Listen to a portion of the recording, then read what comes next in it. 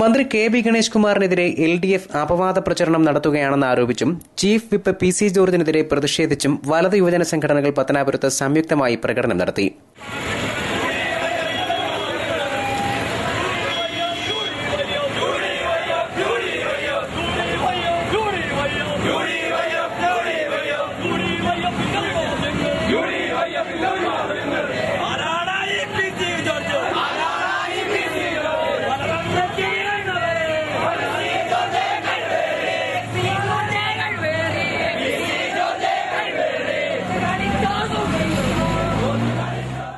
ഗണേഷ് കുമാറിന് കാമുകി ഭർത്താവിന്റെ മർദ്ദനമേറ്റതായി ആരോപിച്ച PC ജോർജിനെതിരെ പ്രകോപനപരമായ മുദ്രാവാക്യം മുഴക്കിയായിരുന്നു പ്രകടനം. ഗണേഷ് കുമാറിന് അനുകൂലമായ മുദ്രാവാക്യങ്ങളും മുഴങ്ങിക്കേട്ടു.